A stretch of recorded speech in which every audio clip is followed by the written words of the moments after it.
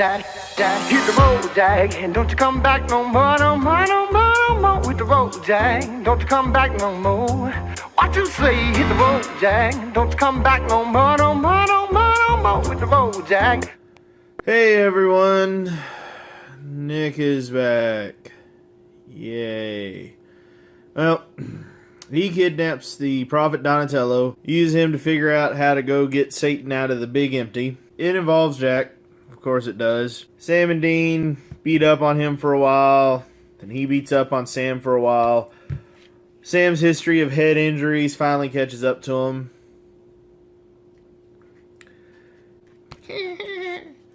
Dean is too busy worrying over his brother.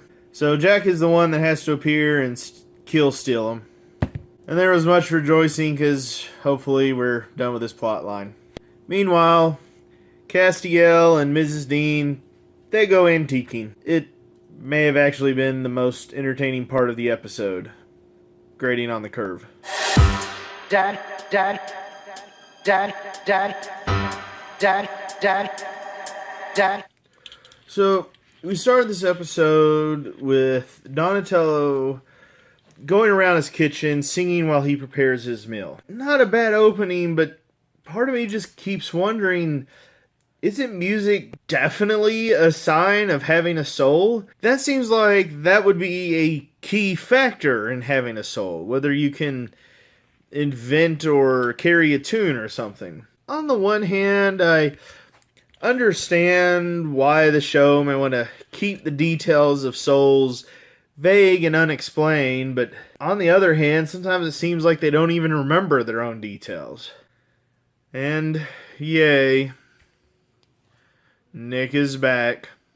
Oh, don't get me wrong, the scene at the end where Lucifer, is emerging from the big empty looked downright Lovecraftian in its design. Full credit to the special effects guys and gals, as this shot alone did more to restore Lucifer's evil bona fides than anything else the show has done in the seasons past the fifth one. I'll also admit that for once, it was darkly humorous to see a head injury matter when it comes to Sam. Though this was a guy that just took on an angel in a fistfight 2 episodes prior, seems like normal human Nick would be fairly easy. I mean, heck, Dean was taking on more than one demon just across the street, and those guys have given both brothers together trouble. That was really the theme for this episode, wasn't it? Plot oddities.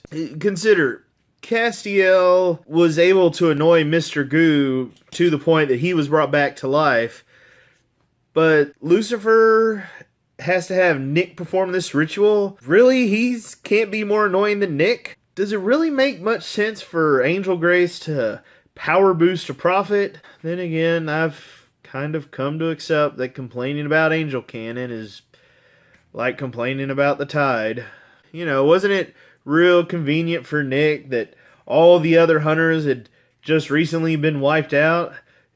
Imagine if he tried this scheme a bit earlier in the season and how much things might have gone worse. Heck, why didn't Sam just shoot the guy when he heard about the plan? Don't get me wrong, I am one of those that is in favor of the boys maintaining a general don't kill human policies. And I can understand and appreciate Sam not wanting to break it, but the guy is summoning Satan. You've kind of earned a bullet by that point. At the very least, you could shoot him in the leg. This whole episode involved the two of them torturing the poor guy. Let's leave aside a moment the ethical and moral debates and questions involved with torture. Just from a pure writing standpoint, it just seemed like Nick could never even answer the guy's questions before they punched him. Then again, I'm trying to remember if they even asked him a question. I'm imagining now a comedy sketch where the bros start torturing someone before halfway through they realize they've never actually asked or talked to the target. They won't even let them answer because they just keep hitting them.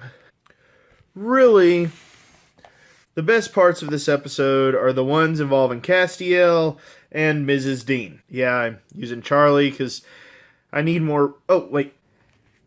You will be Mrs. Dean. Anyway, these two were the best part of the episode, but that's kind of grading on a curve. That moment in the restaurant where Cass offers lightly cursed jewelry to her was brilliant, and that's really what I come to the show for. The sad part is, why can't the rest of the episode demonstrate a similar creativity toward problem solving? I facepalmed when Cass had to deal with the pawn shop proprietor. Why did this random guy refuse to help him? What's his motivation? You know you can't really run a business if you're rude to the customers and don't want to help them find products, right? It just bugs me that it seems like everybody these guys run into have to act like jerks. It's to the point that if anybody is actually nice to them, or even just acts like a decent human being that is properly socialized and understands manners, that person we're immediately suspicious of, because they usually happen to be monsters. Could we find some happy medium in this show? Please? On an objective level, this... well, it's technically, I suppose, a 3-shell episode. For me personally, I'm so tired of Nick and Lucifer that I want to just grade this as a 2 because they're in here. But part of me wants to give it a 4 because, hey, they're dead. We should finally be done with them. It's the kind of average out to a 3, but it really is kind of a 2. I mean, not awful, but not really that great. Until next time, thanks for watching. Check out my other reviews if you want to, and we'll see you next episode when we find out if Mary is going to survive or if she's done for. Again.